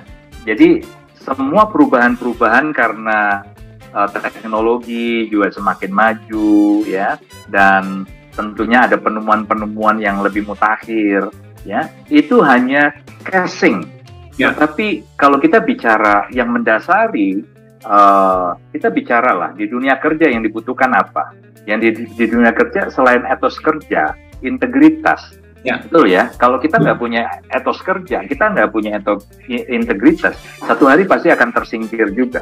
Ya, nah pelajaran yang baru-baru ini terjadi ya di kepolisian, kita mencintai kepolisian kita. Ya, kita lihat ada yang namanya Rising Star kan, ada seseorang yang bintang 2 dengan usia termuda hari ini. Wah, itu dia punya masa depan luar biasa. Ya. Tetapi jatuh gara-gara apa? Gara-gara karakter kan. Ya. Dia punya karisma, dia smart, dia pintar, ya. Tapi karakternya itu yang membuat dia jatuh. Ya, dan kita bicara karakter ini fundamental.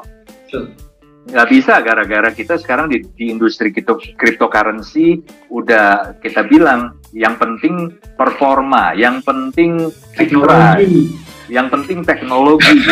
Nggak penting yang fundamental, karakter gitu kan. Itu urusan belakangan lah. Nggak bisa. Yang penting teknologinya baru, teknologinya cepat, ya nggak?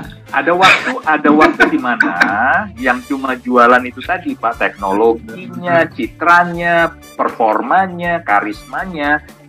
Satu hari kita akan lihat, akan berguguran. Sementara yang membangun fundamental, karisma, ya, integritas, konsistensi, transparansi, itu yang akan bertahan, itu yang akan melejit. Aduh, saya jadi Pak kalau misalkan sekarang, nah ini juga buat Anda ya, kalau ada yang bilang Nagaya kayaknya sistemnya jadul banget ya, terima kasih.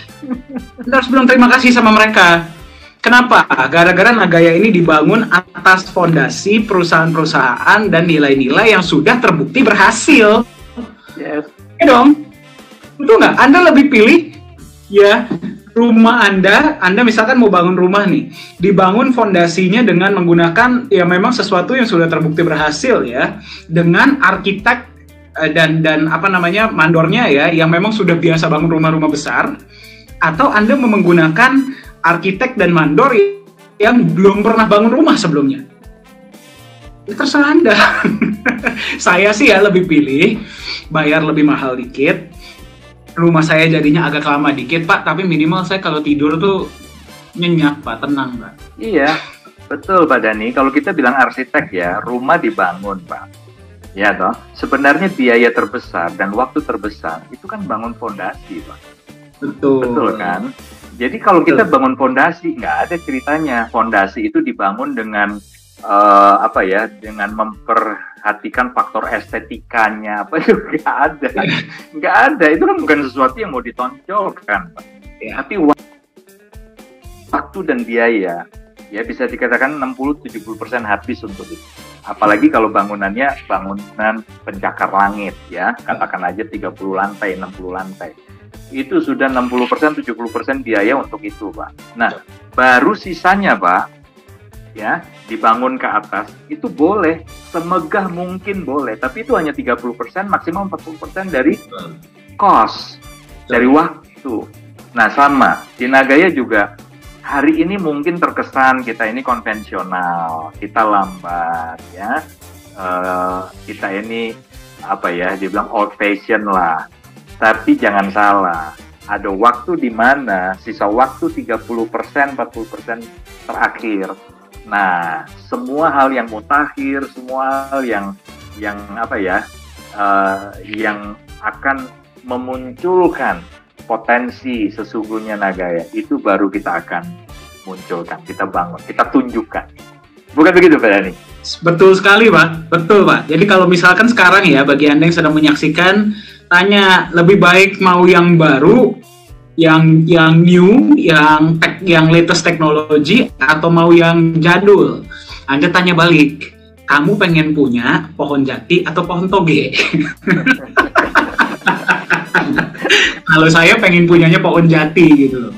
Agak lama tapi minimal akarnya tuh kuat. Mau ada hujan, mau ada badai, ya dia tetap bertahan kuat dan kokoh.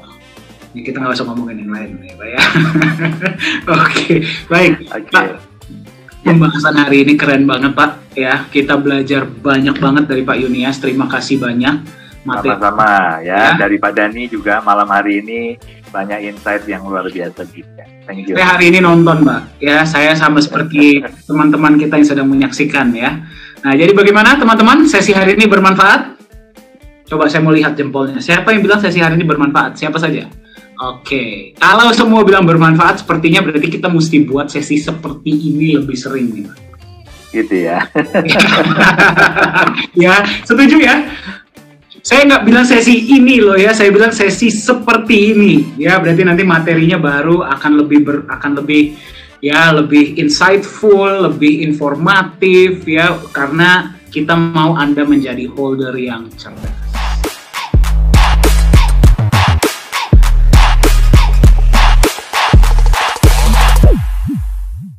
Halo semuanya, selamat datang di Nagaya Family Tim Benilu. Perkenalkan, nama saya Mr. Benilu. Bergabunglah bersama kami, Tim Benilu, the biggest team in Nagaya. Orang cerdas, pilih Nagaya. We are Nagaya Family, nagayakan Indonesia, viralkan Nagaya.